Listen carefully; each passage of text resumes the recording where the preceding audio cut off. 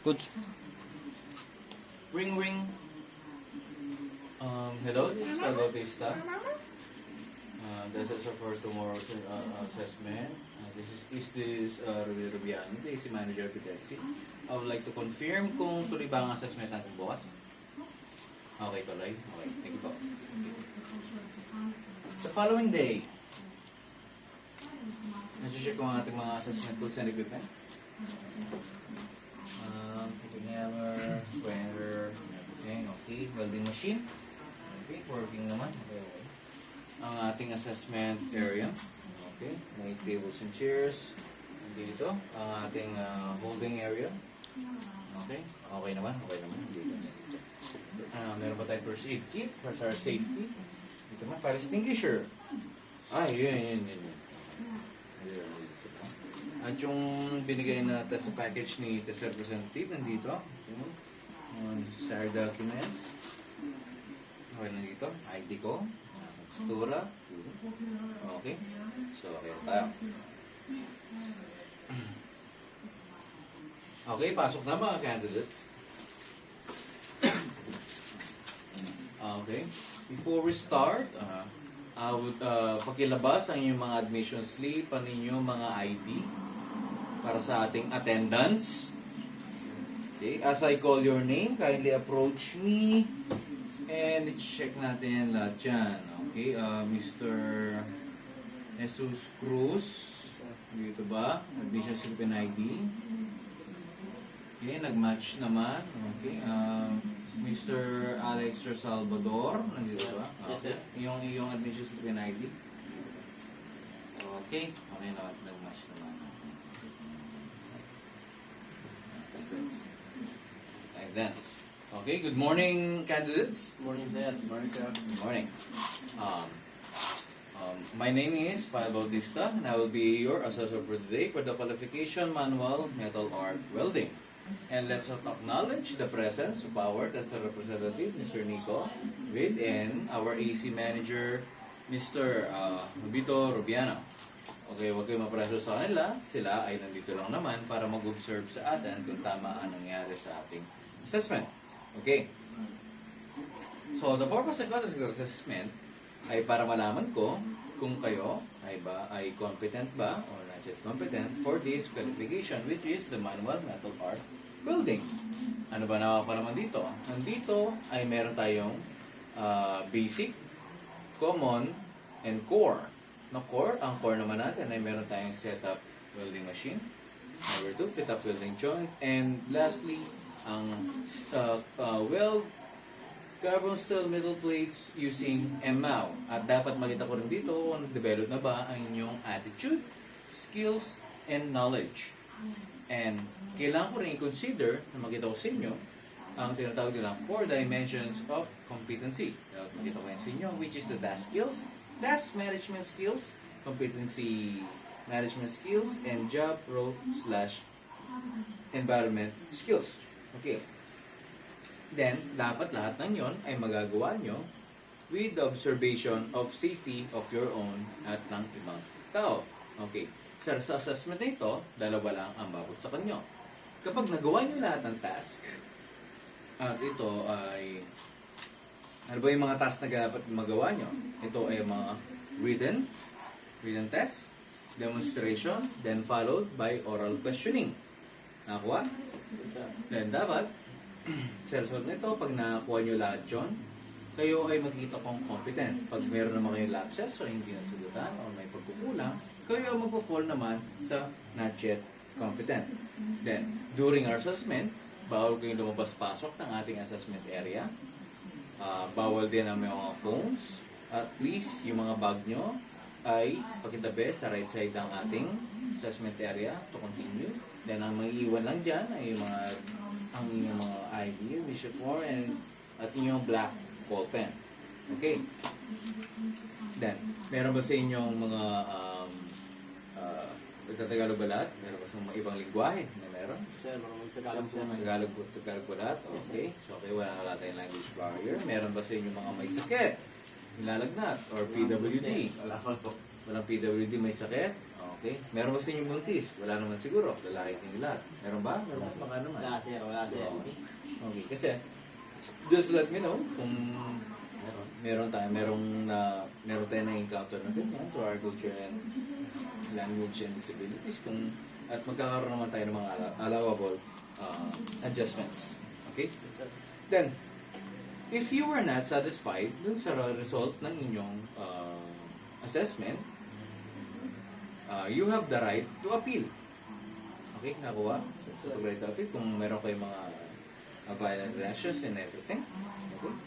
Then, please, ang nais ko lang ipaalam sa inyo na bawal mag-take ng video, mag-take ng pictures, at sabihin sa iba kung ano man ang nangyari sa ating assessment to maintain our confidentiality and integrity of this assessment. At lahat ng yan ay gagawin nyo while observing safety. Nakuha? Yes, sir. Okay, candidates. Ito ay ibibigay ko sa inyo ang inyong mga specific instructions. Okay. So yung specific instructions, kayo ay magkakaroon ng written test which is contained of 40 item multiple test choice. Then meron kayong mga answer sheet provided by the questionnaires. And kailangan lahat ng sagot nyo ay lahat in capital letter. Kapag marunong kakaroon ng erasures, lagyan lang ng parentheses, then isulat ulit ang inyong decided correct answer. Okay, then followed by, pagkatapos niya, ay puproceed sa demonstration and oral questioning. Nakuha? At pag-ibasa ulit ang inyong mga specific instructions. Nakuha ba lahat? Yes, sir. Okay. Sige ba sila? Okay, maraming salamat. And we will now pag meron bang mga clarifications, wala naman siguro. Wala naman, sir. Okay, naintindihan ba lahat? Yes, sir. And we will now proceed to our assessment proper.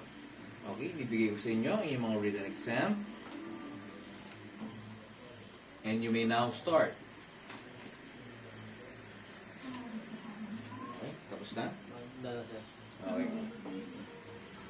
Okay, candidate number 1. Kindly follow me to the demonstration area. And do the test. You may now start. Dala, sir. Okay, tapos na. And sundan mo sa assessment area para sa iyong oral questioning. Candidate number 1. Ano ang iyong unang gagawin bago mag-start ng task? Prepare ko po yung mga gamitan, sir. Like PPE, gusto po ako ng PPE. Okay. Maaaring ba ang bigyan ng 5 uri ng PPE? Welding mask, welding gloves, steel-toed shoes, and overall jacket. Okay. Candidate number 1, you may now proceed to the holding area muna. Okay.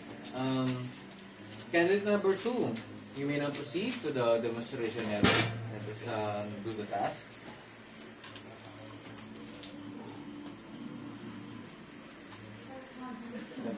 Okay.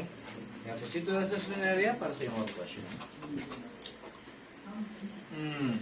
Candidate number 2, ano ang kailangan nating iwasan para hindi magkaroon ng porosity?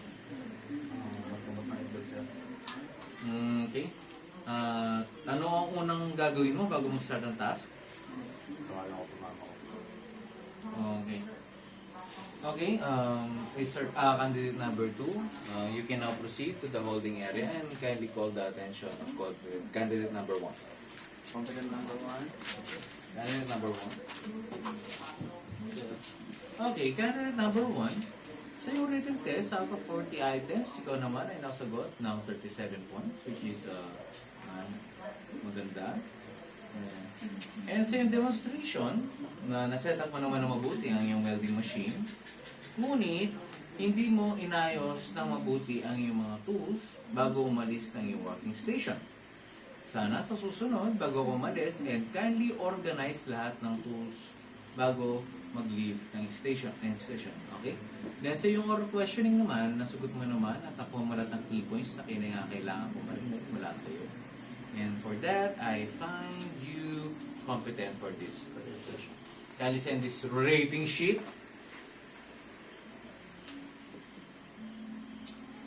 Okay. You can now proceed to the holding area pagka hindi call the attention of candidate number 2. Candidate number 2. Okay. Candidate number 2. Sa yung written exam, ikaw ay nakakuha ng 10 correct answers out of 40. Then, sa yung demonstration, nakita ko naman na maganda, tama ang pagsusuot mo ng PPE, ngunit hindi mo na on ang iyong welding machine at nakalimutan mo siyang isaksak. Sana sa susunod, ikaw ay aware sa lahat ng equipment and tools na kailangan mong gamitin sa iyong assessment. Yan. Then, sa iyong oral questioning, ikaw naman ay nakasagot ng mangilan-ngilan, ngunit mayroon pang pagkukulang. Sorry for that, Mr. Candidate number 2, I find you not yet competent. Can you sign? Ngunit bago ka, hindi porket not yet confident ngayon, ikaw ay mawawalan ng pag-asa, ikaw pa rin naman meron pa naman chance para magkaroon ng re-assessment. Just need to study lahat ng binigay sa yung learning materials para sa susunod, ikaw ay maging competent na soon. Okay, kindly sign this reading sheet. Okay. At pag-icon lang ulit yung attention ni candidate number 1. Magsabihin na kayo sa ating position. Mario.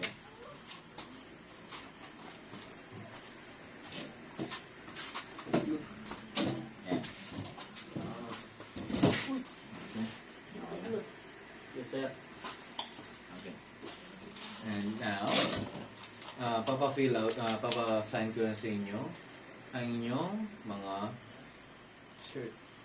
competency assessment result summary.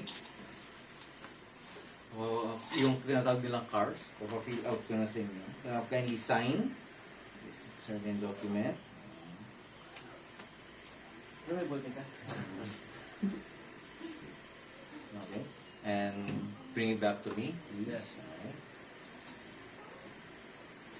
Okay. Then, i-organize ko na lahat ng necessary documents dito. Yung ating reading sheet, attendance, course. Okay, nandito na. At, Oichi. dahil okay na ito, the assessment has been, wait lang, bago matapos itong assessment na ito, kayo muna ay ipa-fill out ko ng assessment evaluation form. Dito malalaman ko kung ano ba ang feedback nyo sa akin as an assessor. Fill out na ba? Okay. Ano po, sir? Salamat. Okay. So, lahat ng na-organize ko na documents at kasama nito, ay i-hand over ko na sa ating AC manager. And the assessment has been done.